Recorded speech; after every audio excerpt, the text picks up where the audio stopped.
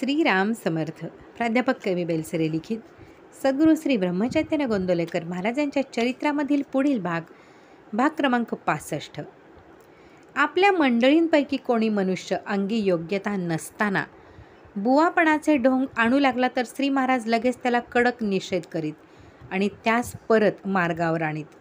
गोंदवल्यास एक स्वयंपाकीण बाई होती. तिचा मुलगा लहानपणी गोंदवल्यास श्री महाराजांच्या पाशी होता. पुढे मोठा झाल्यावर तो आपल्या गावी गेला आणि तिथे त्याने स्त्री पुरुषांना अनुग्रह देण्यास आरंभ केला. ही गोष्ट श्री महाराजांच्या कानावर आली तेव्हा ते बोलले, मला तो भेटला म्हणजे मी त्याला मार्गावर आणीन. काही दिवसानंतर तो मुलगा आपल्या शिष्यणीस बरोबर घेऊन गोंदवल्यास आला. 1-2 दिवस गेल्यावर श्री महाराजांनी त्याला आपल्यासमोर बोलावून आणले आणि विचारले, काय रे, हे तू काय करीत आहेस, याची जाणीव आहे का तुला? त्याने उत्तर दिले, महाराज, मी समर्थांचा पंथ वाढवित आहे. हे ऐकल्याबरोबर श्री महाराजांनी त्याच्या 2 मुस्काटात भडकावल्या व ओरडले, समर्थांच्या नखाची तरी सर तुला आहे का? त्यांच्या नावावर असा अनाचार करशील तर ठार बुडशील. या सर्व शिष्य शिष्यणींना माघारी पाठवून दे. आजपासून हे बुवापणाचे सोंग बंद कर. बुवा बनण्यासाठी आपला स्वार्थ जाळावा लागतो, हे कुठे ठाऊक आहे?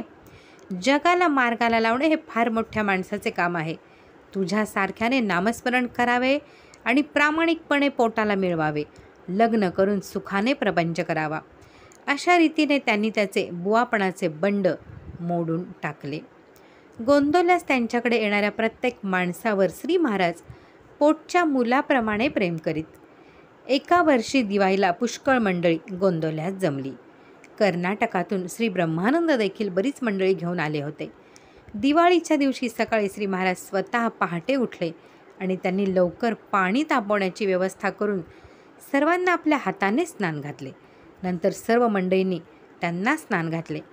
त्यांचे स्नान चालू असता मुक्ताबाईच्या मनात आले की मलाही महाराजांना 2 तांबे पाणी घालाव्यास मिळाले तर किती छान होईल. इकडे त्यांचे स्नान बहुतेक संपले होते तरी ते म्हणाले, मुक्ताबाई, मला थंडी वाजते आहे, 2 तांबे कडक पाणी आणून घाल. तिने चड्डीशी घंगाळ भरून आणले आणि त्यांना मनसोक्त पाणी घातले आणि तिचे अगदी समाधान झाले. श्री महाराजांचे स्नान चालू असता तेथून 50 पावलावर श्री ब्रह्मानंद आणि भाऊसाहेब केतकर उभे होते. सर्वांमध्ये असून पुन्हा कशामध्येही नसणाऱ्या श्री महाराजांना पाहून श्री ब्रह्मानंदांच्या डोळ्यांना अश्रुधारा लागल्या आणि ते बोलले, भाऊसाहेब, श्री महाराज म्हणजे प्रत्यक्ष राम आहेत, हो राम. यावर भाऊसाहेब म्हणाले, अहो, तुम्हाला ते राम आहेत, आम्हाला ते महाराज दिसतात. स्नान आटोपल्यानंतर सर्व मंडळी फराळाला बसली.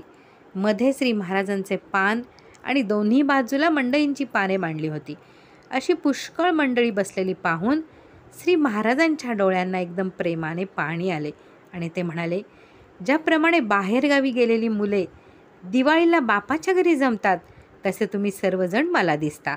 पोटभर फराळ झाल्यानंतर श्री महाराज मंडळींना घेऊन धर्मशाळेची भिंत बांधण्यास गेले. स्नान करताना त्यांच्या अंगाला पुष्कळ मंडळींनी अत्तर व सुवासिक तेल लावले होते, पण ते स्वतः चिखल तुडवू लागले. इतरही मंडळी पुष्कळ त्यांच्याबरोबर काम करीत होती. तेव्हा भाऊसाहेब केतकरांना वाटले की आपण देखील थोडी मदत करावी, म्हणून ते मातीची पाटी उचलू लागले. तेव्हा श्री महाराज त्यांना बोलले, तुम्ही या भानगडीत पडू नका भाऊसाहेब, तुम्ही नुसते काम बरोबर झाले का नाही ते बघा. भाऊसाहेब गप्प बसले. जो त्यांचे मुकाट्याने ऐकत असे त्याचे कल्याण श्री महाराज करीत, यात नवल नाही. पण जो हट्टाने त्यांचे ऐकत नसे त्याच्या बाबतीत सुद्धा पुष्कळ प्रसंगी ऐन वेळेला आपल्याला पाहिजे तसे घडवून आणीत. गोपाळराव नावाच्या माणसाचे लग्न करण्याचे चालले होते. त्याला पसंतीसाठी 2 मुली समोर होत्या. एक गोरी व दुसरी काळी होती. तो म्हणे, मला गोरी मुलगी पाहिजे. श्री महाराज त्याला काळी मुलगी पत्करण्यास सांगत होते. होय नाही करून एकदाची दोन्ही मुलींची लग्ने ठरली. दोन्ही नवरे व नवऱ्या बोहल्यावर आले. मंगलाष्टके सुरू झाली. आता अक्षता पडणार इतक्यात श्री महाराज लगबगीने आले आणि त्यांनी झटकन मुलींची अदलाबदल केली. काय झाले हे लोकांच्या लक्षात येण्याच्या आधीच अक्षता पडून माळा घातल्या गेल्या. गोपाळरावांना फार वाईट वाटले, पण बाकीच्यांना आपल्या मनासारखे झाले असे वाटले. 4 महिन्यांनी त्या गोऱ्या मुलीचा नवरा एकाएकी वारला. तेव्हा श्री महाराज म्हणाले, गोपाळराव, पुढे काय प्रसंग होता कळले ना? मी सांगतो ते ऐकत जावे, उगीच भरीला पडू नये. पुढे आहे कागवाडचे गणूबुवा रामदासी. हे गणूबुवा लहानपणापासून रामभक्त. सन 1895च्या सुमारास ते श्री महाराजांना प्रथम भेटले. पहिल्या भेटीतच त्यांनी अनुग्रह घेतला आणि श्री महाराजांच्या आज्ञेवरून कागवाडला आपल्या घरातच श्रीरामाच्या मूर्तीची स्थापना केली.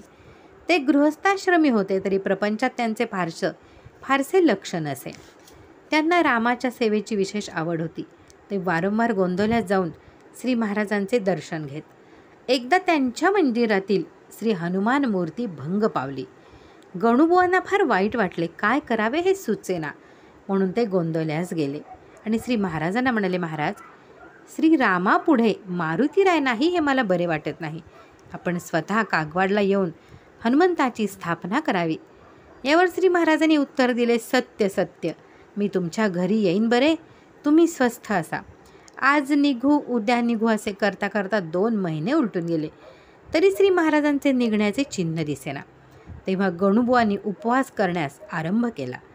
त्यांचे बरेच उपवास झाल्यानंतर श्री महाराज बोलले, बुवा, अशा प्रकारे हट्टाने देहाला पीडा देऊ नये, आपले मन तपासून पाहावे. पण मी पुढच्या दशमीला तुमच्याकडे येतो, तुम्ही आता घरी जा. श्री महाराज माझ्या घरी येणार आहेत हा सूक्ष्म अहंकार बुवांच्या मनात उत्पन्न झाल्याने श्री महाराजांचे जाणे लांबत होते. त्यांची आज्ञा झाल्यावर बुवा कागवाडला परत गेले आणि समारंभाचे तयारीला लागले. त्यांनी नाना प्रकारचे साहित्य जमा केले. आपले मंदिर पूर्णपणे शृंगारले. सुंदर पदे रचून एक मेळा तयार केला आणि श्री महाराजांची सारखी वाट पाहू लागले. ठरलेल्या दिवशी श्री महाराज कागवाडला गेले नाहीत. त्यामुळे बुवांची फार निराशा झाली आणि मोठ्या दुःखित अंतःकरणाने त्यांनी पुन्हा उपोषण सुरू केले. इकडे गोंदवल्यास काका फडके श्री महाराजांना म्हणाले, महाराज, आपण मिरजेला माझ्याकडे केव्हा येणार? ते म्हणाले, केव्हा म्हणजे? उद्या येणार, चला उद्या निघायची तयारी करा. त्याप्रमाणे लगेच श्री महाराज सर्व मंडळींसह दुसऱ्या दिवशी गोंदवल्याहून मिरजेला गेले. काका फडक्यांच्या घरी त्यांचा मुक्काम होता. दुसऱ्या दिवशी सकाळी 8 वाजण्याच्या सुमारास एक पोलीस शिपाई साध्या कपड्यात तेथे आला. तो म्हणाला, इन्स्पेक्टर पागे यांनी मला पाठवले आहे. महाराजांचा रिपोर्ट करण्यासाठीच मी येथे आलो आहे. बाहेर चाललेले बोलणे ऐकून श्री महाराज काय हो काय आहे म्हणत पुढे आले. तेव्हा त्या शिपायाने मोठ्या ऐटीने आपण का आलो आहोत हे त्यांना सांगितले. श्री महाराजांनी त्याला जरा आत घेतले आणि काकांना सांगितले, काका, बघा त्याला काहीतरी द्या आणि वाटेला लावा. शिपाई काकांना तोऱ्याने बोलला, हे पहा, 200-300 रुपये मला मिळाले तर ठीक आहे, नाही तर मी रिपोर्ट करणार. यानंतर श्री महाराज सारखे आत बाहेर करू लागले. 5-5 मिनिटांनी ते बाहेर येऊन म्हणायचे, काका, काहीतरी व्यवस्था करा. प्रथम काकांना वाटले की हे नेहमीप्रमाणे नाटक आहे, परंतु श्री महाराजांनी घाबरून गेल्याचे इतके सोंग आणले की सर्वांची तोंडे उतरून गेली आणि तो शिपाई तितका जास्त शेफारून गेला. काकांनी त्याला एका बाजूला बोलावून त्याची समजूत काढण्याचा पुष्कळ प्रयत्न केला, तरी तो मुळीच ऐकेना आणि उलट श्री महाराजांच्या समोर येऊन रिपोर्ट झाला असता होणाऱ्या गंभीर परिणामांचे मोठ्याने वर्णन करू लागला. हा प्रकार सुरू होऊन 10 वाजण्याची वेळ झाली होती. घरात बायका मंडळी देवाला नैवेद्य करण्यात गुंतली होती, पण त्यांचे अर्धे लक्ष शिपाई दादाच्या रिपोर्टाकडे लागले होते. आता या माणसाला 300 रुपये कोठून आणून द्यावेत या चिंतेने काका उदासीनपणे आणि थोड्याशा दीनपणे श्री महाराजांच्याकडे पाहत क्षणभर उभे राहिले. इतक्यात एखाद्या रंगभूमीवर पडदा बदलल्यामुळे तीच पात्रे निराळी भाषा बोलू लागतात आणि त्यामुळे निराळाच प्रसंग पुढे उभा राहतो. हुबेहूब त्याचप्रमाणे श्री महाराजांनी आपली चर्या एकदम बदलली आणि त्या शिपायाकडे पाहून ते मोठ्याने ओरडले, तू आणि तुझा तो पागे दोघेही गेलत मशणात. तू काय समजून इथे आला आहेस? चुलीत घाल तुझा रिपोर्ट. मला सरकारची भीती दाखवतोस? माझ्याकडे बघण्याची सरकारची छाती नाही. सरकारने माझ्याकडे बघितले तर मी सरकारचे डोळे फोडून टाकीन. आणि तुला लाज नाही वाटत? इथे येऊन पैसे मागतोस? काका, धरा या बदमाशाला आणि खांबाला बांधा. वादीने याला मी फोडून काढतो. 5च मिनिटापूर्वी अगदी घाबरलेले श्री महाराज यावेळी इतके उग्र आणि बेफाम दिसत होते की भीतीने तो शिपाई थरथर कापू लागला. त्याने काकांचा हात घट्ट धरून ठेवला, पण थोड्या वेळाने काकांनीच त्याला श्री महाराजांच्या पायावर नेऊन घातला. त्याने पायावर मस्तक ठेवल्याबरोबर पुन्हा श्री महाराज एकदम शांत झाले आणि जणू काही झालेच नाही अशा रीतीने त्याला म्हणाले, अरे, पैसे खायला देखील हुशारी लागते, परंतु चांगल्या माणसाने असे कधी करू नये. आधीच आपले सरकार परकीय आहे. ते लोक आपल्याला त्रास देऊन लुटत आहेतच. यात निदान आपल्या लोकांनी तरी लोकांना सुख लागेल असेच वागावे. लोकांच्या असहाय्यतेचा आणि गरिबीचा फायदा आपण घेऊ नये. त्यांचा तळतळाट लागू देऊ नये. गरिबांना खरी मदत करायची तुम्हा लोकांना एवढी संधी आणि शक्ती असते. तुम्ही त्याचा योग्य उपयोग करून घेत नाही. असे विचार यायला अंतःकरण शुद्ध असावे लागते. ते भगवंताच्या नामाने होते. म्हणून तुम्ही नामस्मरण करीत जा. राम तुमचे कल्याण करील. शिपाई दादाला श्री महाराजांनी जेवायला ठेवून घेतला आणि अनुग्रह देऊन परत पाठविला. श्री महाराज मिरजेला 5 दिवस राहिले. दुसऱ्या दिवसापासून दर्शनाला येणाऱ्या मंडळींची फारच गर्दी उसळली. श्री महाराजांच्या जवळ पोचण्यास अडचण पडू लागली. इतके लोक दर्शनासाठी थांबून असत. आसपासच्या 5-10 मैलातील सर्व खेड्यापाड्यातून माणसे सारखी येत होती. मिरजेमध्ये नारळ, खडीसाखर, साखर फुटाणे, फुलांचे हार आणि बुक्का हे पदार्थ मिळेनासे झाले. तिसऱ्या दिवशी श्री महाराजांनी गणपतराव दामले यांना विचारले, गणपतराव, किती पैसे जमले आहेत? गणपतराव म्हणाले, महाराज 3,000 रुपये जमले आहेत. श्री महाराज म्हणाले, ज्या गावचा पैसा त्या गावात खर्च करावा. काका, मिरजेतल्या सर्व लोकांना जेवण घातले तर काय खर्च येईल? काका म्हणाले, महाराज 1,000 रुपये लागतील. श्री महाराज गणपतरावांकडे पाहून बोलले, यांना 1,000 रुपये द्यावेत. दुसऱ्या दिवशी मिरजेतील सर्व गृहस्थांना जेवावयास घातले. संध्याकाळी श्री महाराज म्हणाले, काका, मिरजेतल्या सर्व सुवासिनींना जेवायला घालून एक लुगडे दिले तर काय खर्च येईल? काका म्हणाले, महाराज 1,000 रुपये लागतील. श्री महाराजांनी त्यांना 1,000 रुपये देवविले आणि दुसऱ्या दिवशी गावातील सर्व जातीच्या सुवासिनींना जेवावयास घालून एक लुगडे दिले. अजून 1,000 रुपये शिल्लक होते. श्री महाराज म्हणाले, काका, उद्या गावातल्या सर्व भिकाऱ्यांना गव्हाची खीर खायला घाला आणि प्रत्येकाला 1 रुपया दक्षिणा द्या. दुसऱ्या दिवशी काकांनी गावात दौंडी पिटवली. दुपारी 12 वाजवायच्या सुमारास जवळजवळ 500 भिकारी पत्रावळी मांडून आळीमध्ये खीर खावयास बसले. श्री महाराज त्यांना दक्षिणा देण्यास स्वतः आले. सुग्रास अन्नासाठी हापापलेल्या त्या मूर्तिमंत दारिद्र्याला पाहून त्यांच्या डोळ्यामध्ये पाणी उभे राहिले. अशा रीतीने सर्व पैसे संपले. तिकडे कागवाडला गणूबुवांनी उपोषण सुरू केले होते हे आपण पाहिलेच आहे. मिरजेला असतानाच एके दिवशी रात्री 12 वाजता श्री महाराजांनी अंताजी पंतांना हाक मारली व त्यांना सांगितले, पंत, व्यंकण भट्टांना बरोबर घेऊन उद्या सकाळच्या गाडीने कागवाडला जा. गणूबुवांच्या घरी जा आणि तेथे पोचल्याबरोबर बाहेरूनच मोठ्याने ओरडा की महाराज आले. गेल्याबरोबर बाहेरून ओरडायचे मात्र लक्षात ठेवा. इकडे उपोषण करून 7 दिवस झाले तरी श्री महाराज अजून येत नाहीत म्हणून बुवांनी विषप्राशन करण्याचा निश्चय केला. त्याप्रमाणे दुपारी 3 वाजता बुवांनी एका तांब्याच्या फुलपात्रात सोमल तयार करून आपल्या पुढे ठेवले. त्यांनी 1 माळ जप केला. श्री महाराजांची ओवाळू आरती सद्गुरू चैतन्य ब्रह्मा ही आरती म्हणून त्यांना नमस्कार केला आणि डोळे पाण्याने भरून घेऊन विष पिण्यासाठी बुवांनी भांडे उचलले. इतक्यात बुवा महाराज आले असे शब्द त्यांनी ऐकले. भांडे तसेच खाली ठेवून त्यांनी खिडकीतून पाहिले तर अंताजी पंत आणि व्यंकण भट्ट हे दोघे त्यांना दिसले. तसेच ते धावत खाली आले आणि पंतांना त्यांनी मिठी मारली.